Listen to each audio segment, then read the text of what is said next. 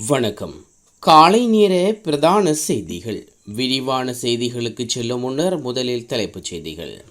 பொது தேர்தலில் எதிர்பார்த்தளவு ஆசனங்களை பெற்றுள்ளோம் மஹிந்த. நாடாளுமன்ற தேர்தலில் 6 லட்சத்துக்கும் அதிகமான வாக்குகள் நிராகரிப்பு. எதிர்வரும் 21ஆம் தேதி அரசாங்கத்தின் கொள்கை பிரகடனம். நாட்டு மக்கள் எதிர்பார்க்கும் நல்லாட்சிக்கு தேவையான பலமும் மக்களின் கனவுகள் நனவாக மாற்றலும் தற்போதைய அரசாங்கத்துக்கு குறைவில்லாமல் கிட்டியுள்ளதாக ஐக்கிய மக்கள் சக்தியின் தலைவர் சை பிரேமதாச தெரிவித்துள்ளார். அவர் வெளியிட்டுள்ள விசேட அறிக்கையிலேயே இந்த விடயம் தெரிவிக்கப்பட்டுள்ளது. ஒரு நாடாக நாம் தற்போது எதிர்நோக்கி வரும் சிரமங்களை போக்கக்கூடிய வல்லமை தற்போதைய அரசாங்கத்துக்கு கிட்டியுள்ளது. மக்களுக்கு வழங்கிய வாக்குறுதிகளின் அடிப்படையில் தமது ஆட்சி காலத்தில் அவர்களது கொள்கைகளையும் திட்டங்களையும் வெற்றிகரமாக நிறைவேற்றுவதே தேசிய மக்கள் சக்திக்கு உள்ள சவாலாக. வளமான நாடு அழகான வாழ்க்கை என்ற தேசிய மக்கள் சக்தியின் தேர்தல் விஞ்ஞாபனத்தில் தெரிவிக்கப்பட்டுள்ளதாவது நாட்டு மக்களின் அபிலாஷைகளை கட்டியெழுப்பும் இயலுமை தேசிய மக்கள் சக்திக்கு உதயமாக வேண்டும் என தாம் பிரார்த்திப்பதாகவும் அவர் குறிப்பிட்டுள்ளார். அத்துடன் பிரதான கட்சியான ஐக்கிய மக்கள் சக்தி நாடாளுமன்றத்துக்கு உள்ளேயும் வெளியேயும் ஜனநாயகத்துக்கு அடிப்படையிலான மக்களின் அனைத்து உரிமைகளையும் பாதுகாக்கும், சமூக நீதியை பாதுகாக்கும் நல்லாட்சிக்கான புதிய அரசாங்கத்துக்கு அதிகபட்ச ஆதரவை வழங்க தயாராக உள்ளதாக ஐக்கிய மக்கள் சக்தியின் தலைவர் சை பிரேமதாச தெரிவித்துள்ளார். மேல் மத்திய சப்ரகுவா, ஊவா, தென் மற்றும் வடமேல் மாகாணங்களில் இன்றிரவு வேளைகளில் மழை அல்லது இடியுடன் கூடிய மழை பெய்யக்கூடும் என வளிமண்டல திணைக்களம் தெரிவித்துள்ளது. மேல் சப்ரகுவா மற்றும் மத்திய மாகாணங்களின் சில இடங்களில் 75 மில்லிமீட்டர் அளவில் ஓரளவு பலத்த மழை பெய்யக்கூடும். வடக்கு மற்றும் கிழக்கு மாகாணங்களில் சில இடங்களில் நாளை காலை வேளையில் மழை பெய்யக்கூடும் என எதிர்பார்க்கப்படுவதாக அந்த திணைக்களம் வெளியிட்டுள்ள அறிக்கையில் குறிப்பிடப்பட்டுள்ளது. அத்துடன் மேல் சப்ரகுமா, மத்திய மற்றும் ஊவா மாகாணங்களிலும் காலி மற்றும் மாத்தறை மாவட்டங்களின் சில இடங்களிலும் நாளை காலை வேளையில் பனிமூட்டமான நிலை எதிர்பார்க்கப்படுவதாக வளிமண்டல திணைக்களம் தெரிவித்துள்ளது. கடந்த வருடத்துடன் ஒப்பிடுகையில் இந்த வருடத்தில் முதல் 10 மாதங்களில் வெளிநாட்டு பணப்பெறுவல் 3.9% அதிகரிக்கப்பட்டுள்ளதாக இலங்கை மத்திய வங்கி அறிவித்துள்ளது. கடந்த வருடத்தில் ஜனவரி முதல் அக்டோபர் மாதம் வரையில் வெளிநாட்டு பரவல்கள் 1588 மில்லியன் ரூபாயாக பதிவாகிறது. அதற்கமைய இந்த ஆண்டில் முதல் 10 மாதங்களில் வெளிநாட்டு பணப்பெறுவல்கள் 1650 மில்லியன் ரூபாயாக பதிவாகியுள்ளதாக இலங்கை மத்திய வங்கி தெரிவித்துள்ளது. ஒற்றையாட்சிக்கு எதிராகவே வடக்கு கிழக்கு தமிழ் மக்கள் வாக்களித்துள்ளதாக தமிழ் தேசிய கட்சியின் செயலாளர் நாயகம் எம்.கே. சிவாஜிலிங்கம் தெரிவித்துள்ளார். வடமராட்சி ஊடக இல்லத்தில் இன்று இடம்பெற்ற ஊடக சந்திப்பில் கலந்து கொண்டு அவர் இவ்வாறு தெரிவித்துள்ளார். யாழ்ப்பாணத்தில் தேசிய மக்கள் சக்திக்கு 80,000 வாக்குகள் மாத்திரமே கிடைத்துள்ள போதிலும் சமர்ச்சியை வலியுறுத்தும் தமிழ் தரப்புகள் 1,50,000 வாக்குகள் கிடைத்துள்ளதாக தமிழ் தேசிய கட்சியின் செயலாளர் நாயகம் எம்.கே. சிவாஜிலிங்கம் தெரிவித்துள்ளார். இந்த முறை பொது தேர்தலில் தாங்கள் எதிர்பார்த்த அளவு ஆசனங்களை பெற்றுள்ளதாக ஸ்ரீலங்கா பொதுஜன பெரமுனவின் தலைவர் முன்னாள் ஜனாதிபதி மஹிந்த ராஜபக்ச தெரிவித்துள்ளார். கொழும்பில் இன்று ஊடகங்களுக்கு கருத்து தெரிவிக்கும் போது அவர் இதனை குறிப்பிட்டுள்ளார். தேசிய மக்கள் சக்தியின் வெற்றி ஒரு நேர்மையான முன்னேற்றம் என்று அவர் கூறியவர், வெற்றி பெற முடியுமா என்பதை நிரூபிக்க புதியவர்களுக்கு வாய்ப்பு வழங்கப்பட வேண்டும் என்றும் குறிப்பிட்டுள்ளார். இந்த நாட்டு மக்களே வாக்களித்து புதியவர்களை நாடாளுமன்றத்துக்கு அனுப்பியுள்ளார்கள். மக்கள் ஆணையை நாம் மதிக்க வேண்டும். எனினும் தொடர்ந்தும் வெற்றிகளுக்கான போராட்டத்தை கைவிடப் போவதில்லை என தெரிவித்த முன்னாள் ஜனாதிபதி மஹிந்த ராஜபக்ச அரசியலிருந்து ஓய்வு பெறப் போவதில்லை என்றும் அறிவித்துள்ளார். இதேவேளை ஸ்ரீலங்கா பொதுஜன பெரமுன தேசியல் பட்டியல் நாடாளுமன்ற உறுப்பினராக அந்த கட்சியின் தேசிய அமைப்பாளர் நாமல் ராஜபக்ச தெரிவு செய்யப்பட்டுள்ளார். கொழும்பில் நேற்று இடம்பெற்ற செய்தியாளர் சந்திப்பில் அக்கட்சியின் பொதுச் செயலாளர் சாகர காரியவசம் இதனை தெரிவித்துள்ளார்.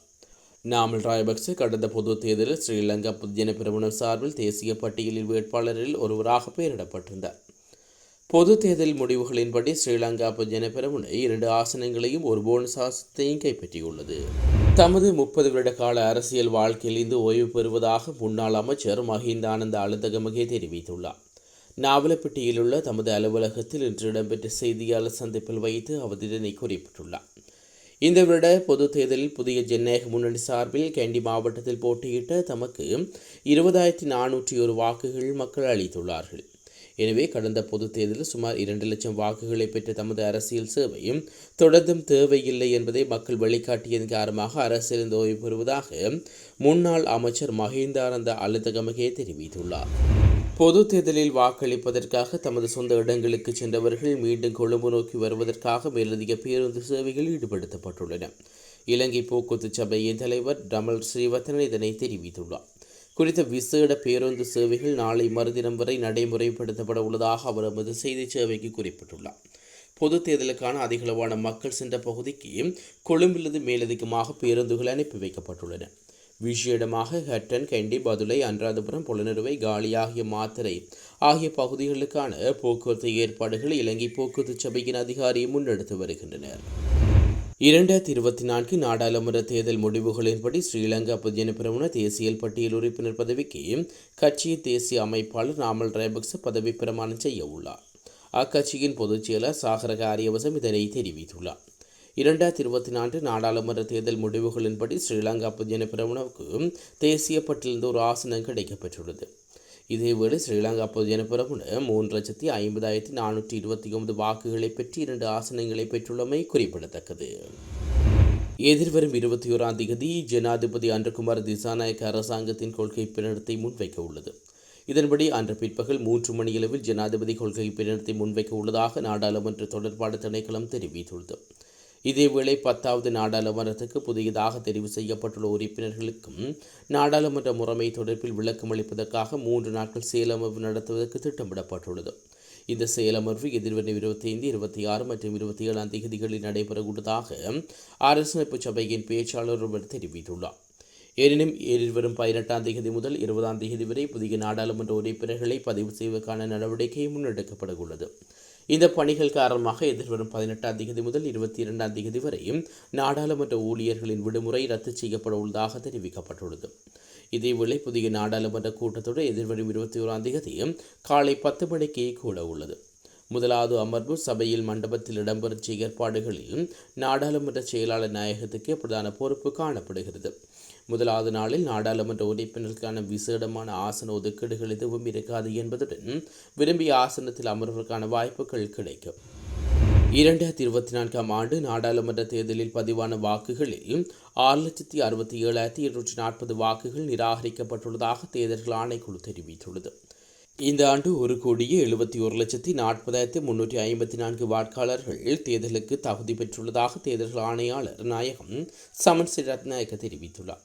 தகுதி பெற்ற வாக்காளர்களில் 1,18,15,246 பேர் வாக்களித்துள்ளதாகவும் அவர் குறிப்பிட்டுள்ளார். அத்துடன் 53,25,108 வாக்காளர்கள் இந்த நாடாளுமன்ற தேர்தலில் வாக்களிக்கவில்லை எனவும் தேர்தல்கள் ஆணையாளர் நாயகம் தெரிவித்துள்ளது.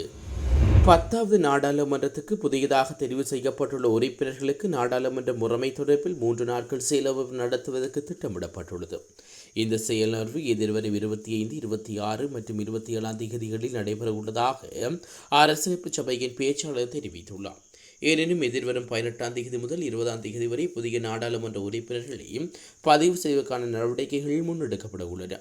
இந்த பணிகள் காரணமாக எதிர்வரும் 18ஆம் தேதி முதல் 22ஆம் தேதி வரை நாடாளுமன்ற ஊழியர்களின் விடுமுறை ரத்து செய்யப்பட்டுள்ளதாக தெரிவிக்கப்பட்டுள்ளது.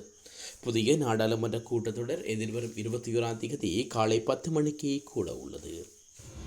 தேர்தலுக்கு பின்னரான காலப்பகுதியில் அமைதியாக செயற்படுமாறு காவல்துறையினர் பொதுமக்களிடம் கோரிக்கை விடுவித்துள்ளார்கள். கொழும்பில் நேற்று இடம்பெற்ற செய்தியாளர் சந்திப்பில் வைத்து காவல்துறை பேச்சாளர் பிரதி காவல்துறை மா அதிபர் நிகால் தல்துவை இதனை குறிப்பிட்டுள்ளார். அத்துடன் கடந்த சில நாட்களில் தேர்தல் சட்ட விதிகளை மீறிய 581 பேர் கைது செய்யப்பட்டுள்ளதாகவும் காவல்துறை பேச்சாளர் கூறியுள்ளார்.